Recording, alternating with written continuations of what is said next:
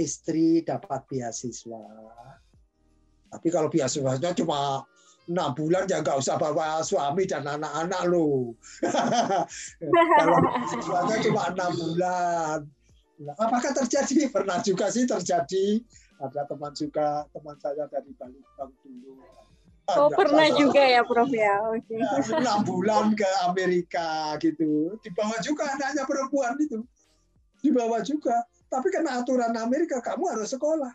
Makanya anaknya yang dibawa 6 bulan itu sekolah di Amerika. Gratis. Gratis. Jadi di Amerika itu nggak boleh anak-anak berkeliaran. Gitu. Oke. Jadi biasalah teman-teman semua. Jadi kalau ada istri dapat beasiswa, ya beasiswanya itu misalnya untuk 2 tahun, 3 tahun, ya nggak apa-apa membawa suami dan anak-anak. Loh Pak, suami saya kan bekerja, suami saya berdagang, ya nggak apa-apa. Nanti kan di Amerika juga kerja, ya. Di Amerika itu lumayan juga 1 bulan kalau mau kerja, tapi kan ya nggak bisa kerja penuh karena jaga anak-anak gitu loh. Ibunya kuliah, bapaknya jaga anak-anak. Begitu ibunya datang, bapaknya kerja 40 hari, 40 jam boleh. Kalau bukan student itu kerja 40 jam. Dan itu yang dipakai teman-teman saya dari Indonesia ya. Baru saja itu istrinya ngambil doktor di Iowa sini, suami dan anak-anaknya dibawa. Suami dan anak-anaknya dibawa. Lulus PhD. Sekarang kembali lagi ke Jogja. Jadi teman-teman biasa. Jangan. Jadi kalau ada beasiswa ke Australia ya nggak apa-apa. Kalau yang dapat beasiswa itu suami, ya istri dan anak-anak dibawa dong. Istrinya nanti kan bisa kerja, anak-anak bisa kuliah, bukan sekolah. Jadi bisa TK, bisa SD, bisa SMP gratis. Gitu loh. Ya mungkin sekarang ini Amerika juga mungkin sampai college school akan ditawarkan gratis juga sebagian. Wah, keren juga ya Prof ya. Kesempatan begini kenapa sih saudara-saudaraku di Indonesia tidak mau menggunakan kesempatan gratis ini di luar negeri? Jadi bukan namanya Amerika. Saya tidak terlalu mengaku. Amerika memang the best in the world. Super power, number one in the world. Selalu nomor telepon saja kan Amerika itu nomor berapa? 1 kan. Kalau Indonesia kan berapa? 62 kan. 62, iya benar. Australia itu 63. Australia itu. Amerika 1, enak. Jadi kalau 1, itu Amerika Pak Suraman. Handphonenya kan 1, 319, 400 dan seterusnya. Itu nomor. Gini, Ruli, saudara-saudara semua, cari beasiswa itu banyak cara. Cari kesempatan ke luar negeri banyak caranya. Makin banyak sekali. Terutama makin banyaklah syarat. Termasuk negara. Tidak perlu memusuhi negara lain. Aduh Pak, ini negara ini alirannya berbahaya, Pak. Yang aliran berbahaya itu sebetulnya jangan-jangan dirimu.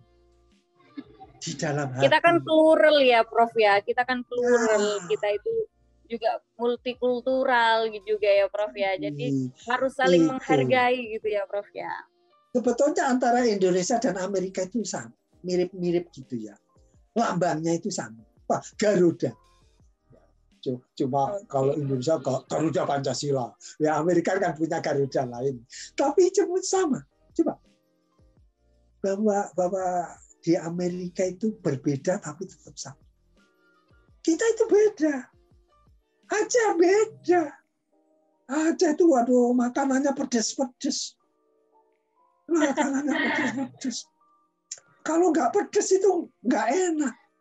Sampai ini pada masa tsunami dulu. Masa tsunami dulu itu kan Amerika turun tangan sampai Presiden Clinton datang. Sampai Presiden Bush. Presiden yang dulu-dulu. Bapaknya George Bush, W. Bush. Datang 2004. 2004 itu ya saya menyaksikan sendiri karena saya keliling aja luar biasa. bahwa kok bisa kehidupan disapu bersih. Sampai yang namanya pohon kelapa saja tinggal akarnya. Betapa hebatnya. Namun demikian ada keanehan, ada masjid masih tetap utuh. Masjid itu. Aduh, kalau sholat di masjid itu rasanya teduh. Alhamdulillah Pak Surahman itu dapat kesempatan. Seringkali ke Aceh. Seringkali ke Aceh juga. Jadi termasuk orang di Iowa. Orang di Iowa ini ada yang pernah volunteer ke Aceh. Volunteer. Jadi sukarelawan dari Amerika. Ternyata ada yang dari Iowa. Ternyata orang dari Iowa ini selalu ngomongnya belajar bahasa Indonesia. Jadi kalau pertemuan nggak mau bahasa Inggris. Ngomongnya bahasa Indonesia. Jadi dia kangen dengan bahasa Indonesia, kangen dengan masakan Indonesia. Karena nggak tahu berapa apa 1 tahun apa di Aceh itu 1 tahun mengabdikan diri. Nah, bayangkan. Jadi orang Amerika itu rasa human-nya itu tinggi. Oke, tadi Profesor Surahman kan mengatakan bahwa kita itu bisa mendapatkan berbagai informasi gitu ya, bagaimana kalau mau kuliah ke luar negeri gitu ya, kemudian mendapatkan scholarship to study abroad, kemudian student exchange juga itu bisa melalui termasuk ikut orang tua. Termasuk ikut orang tua. Bisa mendapatkan informasi itu di kedutaan besar negara masing-masing ya, Prof ya. Kalau mau di Amerika, di kedutaan besar Amerika. Ya, sudah diketik saja di Google. Kalau bahasa Indonesia ya nggak apa-apa, Google itu ngerti bahasa Indonesia ya. Kedutaan besar Belanda, kedutaan besar Australia. Okay. Kalau Ruli ada di Kamal, Ruli datanglah ke Surabaya. Pak Surahman dulu itu kalau nggak ada kuliah, keliling. Iya, Prof. Keliling ke kedutaan itu ke Amerika, ke Jepang, ke Rusia, wow, ke Belanda. Itu di Jalan Sumatera itu, ya. Iya.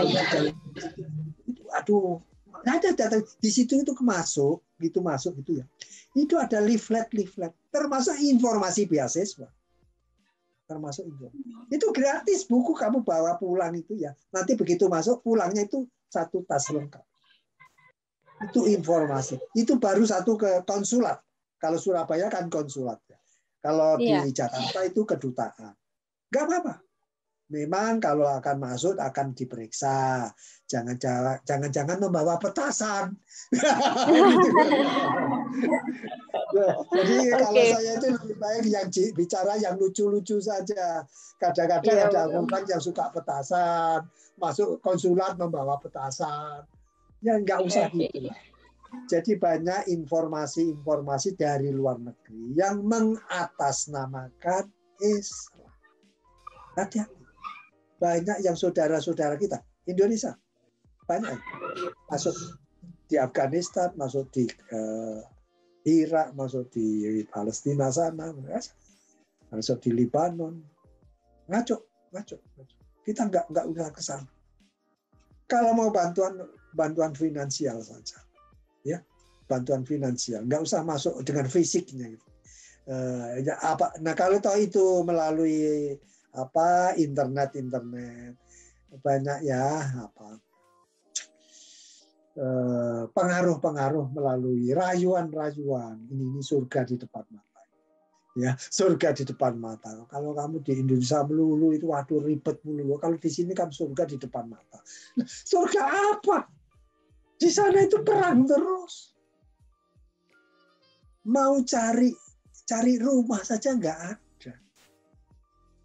Terus gimana mau kerja? Makan dari akhirnya kan makan ikut orang lain, diberi orang lain. Hati-hati. Jadi pengaruh-pengaruh ini, saya pernah dalam 1 bis, naik bis di Jakarta. Sebelah saya istrinya hilang. Istrinya meninggalkan dia, pergi. Itu gimana? Istri meninggalkan suami.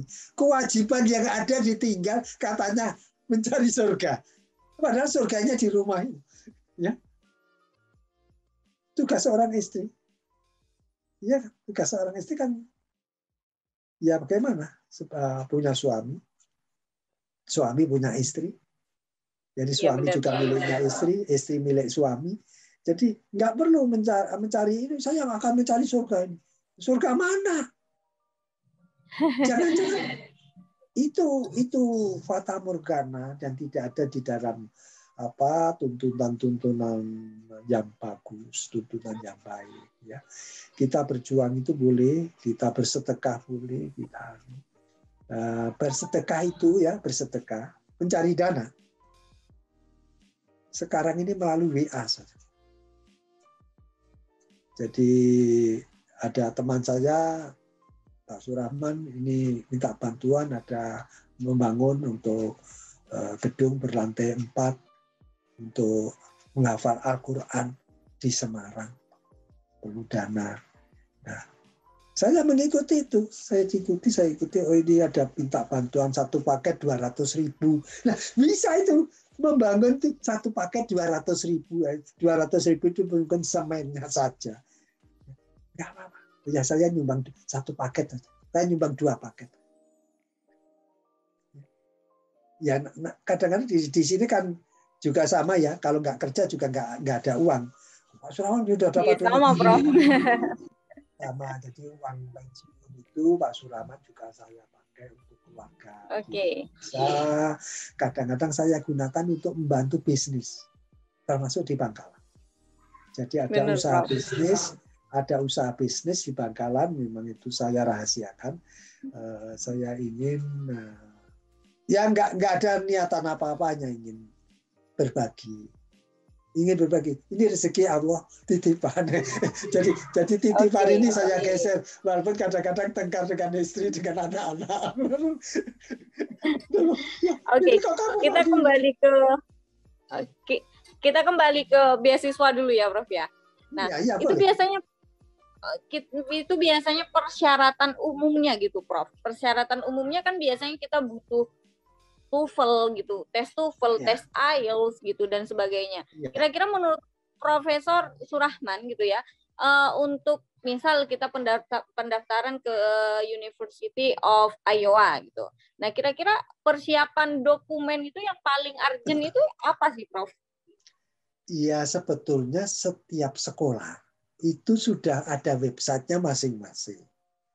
Yang diperlukan persyaratannya masing-masing gitu ya. Kalau misalnya biasanya ya paling tidak itu kan bahasa Inggris. Bahasa Inggris itu berapa TOEFL minimum. Kalau ingin saya ajari triknya, jangan langsung ke universitas, terlalu berat. Universitas itu terlalu berat. Kenapa? Itu persaingan dunia itu. Mau masuk University of Iowa, kalau orang Jawa memang sudah dugdeng, sudah tahan peluru, sudah hebat bahasa Inggrismu, sudah hebat TOEFL-mu, apalagi kalau graduate itu sampai ke bukan hanya TOEFL, sampai ke GRE, Graduate Record Examination. Ya, Pak Surahman saya ambil semua. Berapa? Enggak, I don't care. Jadi saya tuh ngambil GRE, saya ambil, tahu-tahu diterima aja. Jadi saya anak saya juga persiapan juga kayaknya mau ke Amerika juga. Ya, aku mau ke Amerika, ya sudah terserah aku. Terserah, saya nggak mau dikte. Saya nggak mau dikte yang dunia ini jauh tapi dekat. Jadi kamu itu harus pertama siap bahasa Inggris. Praktis. Memang harus paling urgentnya siap bahasa Inggris gitu ya, Prof. Siap bahasa Inggris itu. Yang namanya itu kan ada bisa di-download. Jadi download yang gratis, buku-buku TOEFL gratis itu ada. Gratisan itu ada. Petunjuk-petunjuk gratisan itu ada mulai di kamu di store-store itu ada. Itu kalau kamu baca setiap hari. Radio, podcast, jangan podcast Indonesia, podcast Amerika, podcast Australia, podcast Inggris. Kalau kamu klik podcast, podcast, podcast, klik di situ, podcast Amerika, waduh, termasuk tim Yati Podcast ini. Ini sudah podcastnya Amerika sekarang ini. Jadi ini kok podcastnya Amerika ada yang bahasa Indonesia, ya nggak apa-apa. Nanti kalau yang mendengarkan orang Inggris kan langsung berbahasa Inggris, diterjemahkan ke bahasa Inggris. Jadi itu sama dengan website yang Pak Suraman cerita rakyat Madura itu yang 30 versi, 30 cerita rakyat Madura, 3 bahasa. Itu kalau orang yang buka orang Spanyol, yang keluar juga bahasa Spanyol. Jadi dunia ini makin sempit, dan kita tidak bisa membuat anak-anak kita janganlah, itu kan banyak kafirnya. Nah, banyak kafirnya justru banyak pahalanya. Karena di sini itu banyak godaannya dibandingkan di Indonesia. Bayangkan nggak banyak godaannya dulu kalau Pak Suraman kuliah di Texas itu kan Houston itu kalau pas waktu itu puasa itu kalau buka itu jam 9 malam gitu. Jadi dari pagi sampai malam kuliah itu sampai jam 9 malam. Saya masih kuliah. Tapi ya kalau itu ya itulah namanya Amerika, ya macam-macam. Jadi ketika cara pakaian pun berbeda. Jadi pakaian pun berbeda. Kami tinggal di asrama mahasiswa Amerika 3 bulan. Bangkrut. Kami bangkrut. Kenapa? Proyek kurang perhitungan waktu itu. Bahwa uang Republik ini tidak bisa mengimbangi biaya orangnya Amerika. Dicobalah kami tinggal di, ternyata Sabtu Minggu nggak makan.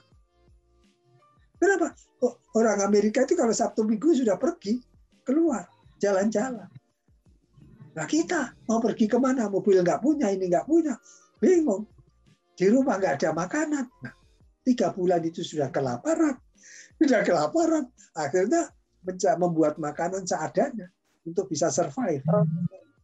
Oke, ini berarti salah satu contoh culture shock yang Prof alami gitu ya, Prof ya, yang dulu pertama kali ke Amerika.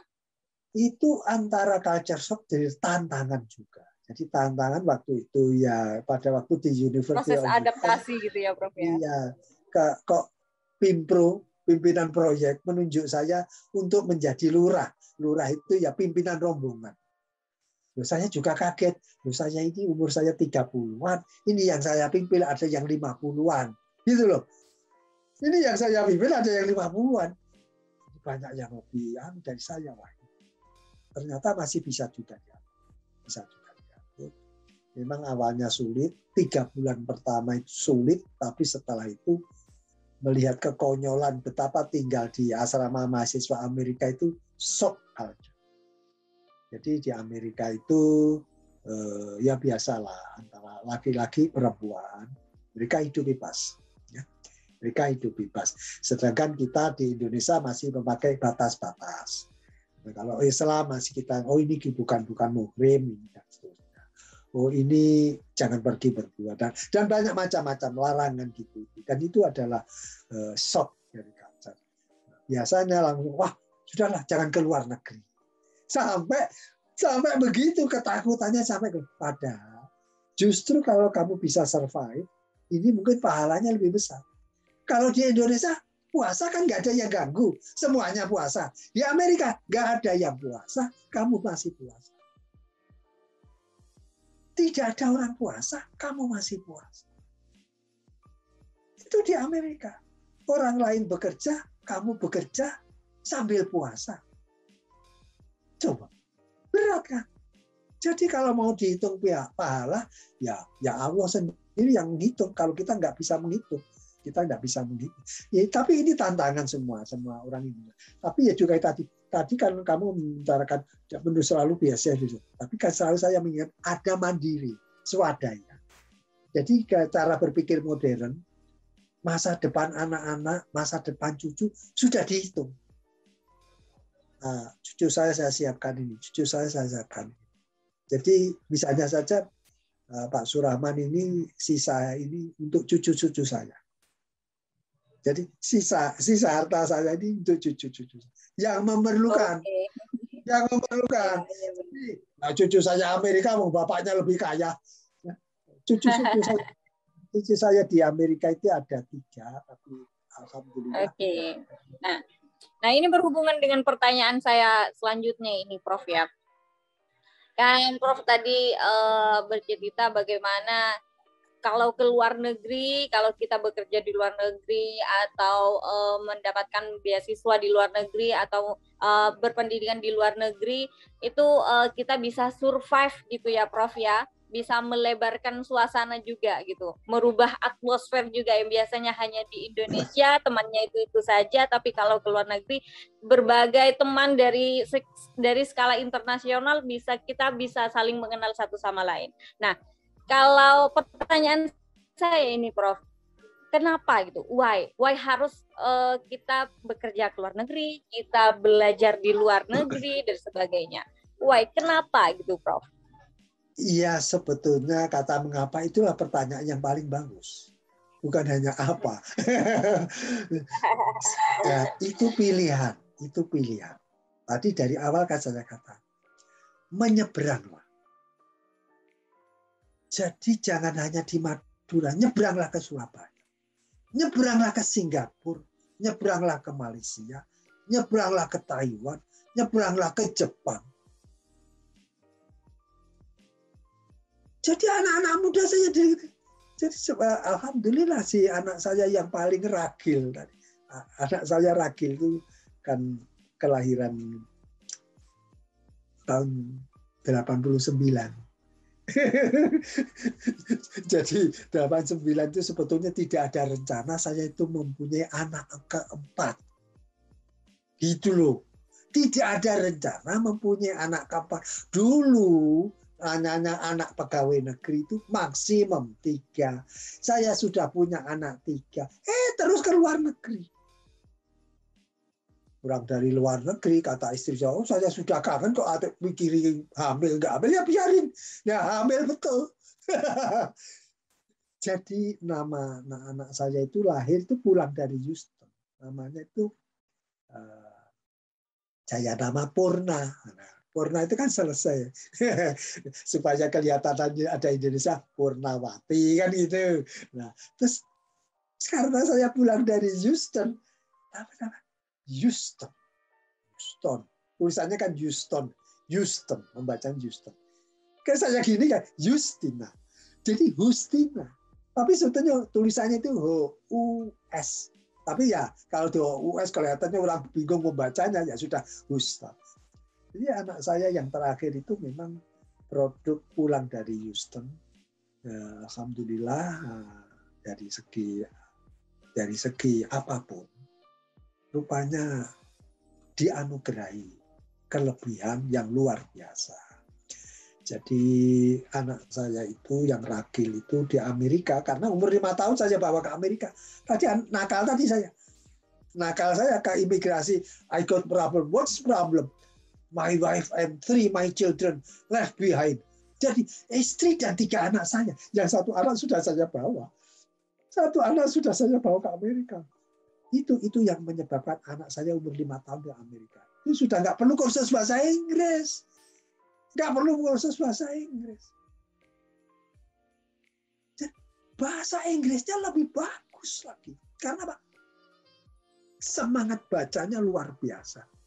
Jadi anak saya yang paling ragil tadi itu, kalau saya ceritakan ini saudara-saudara semua, karena apa kita membawa ke Amerika?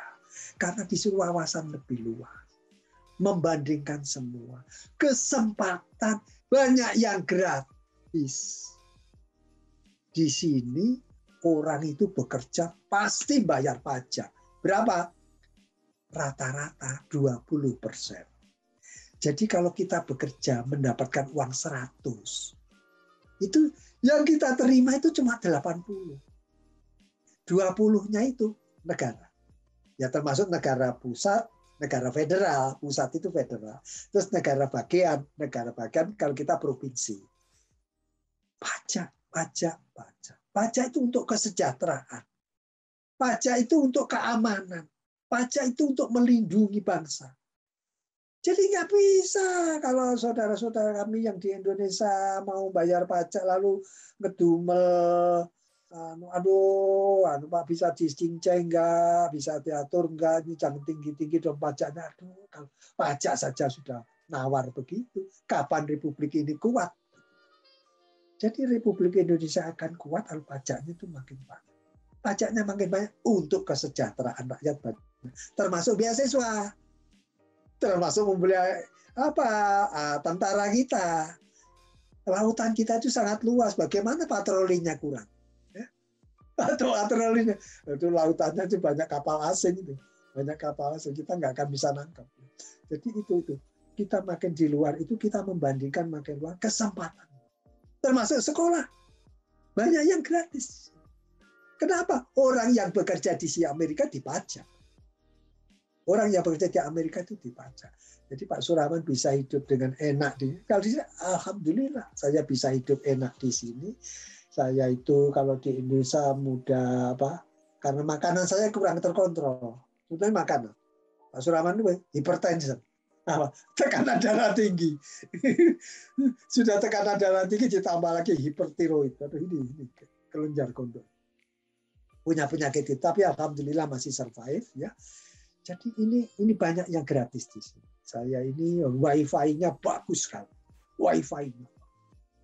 Internetnya bagus. Airnya bagus.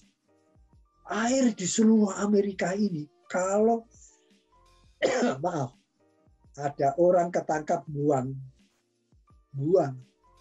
minyak. Oh, bisa masuk penjara ini. Masuk penjara. Walah, memang lebih sesuai peraturan gitu ya, Prof ya. Jadi ini sungai-sungai Amerika itu ikan-ikannya itu masih utuh. Wow. Kalau kita mancing, nah orang Indonesia kan suka mancing. Di Amerika itu ada polisinya juga. Kawasi, itu yang dipancing itu gimana? Jangan-jangan ikan kecil pun dimasukkan juga.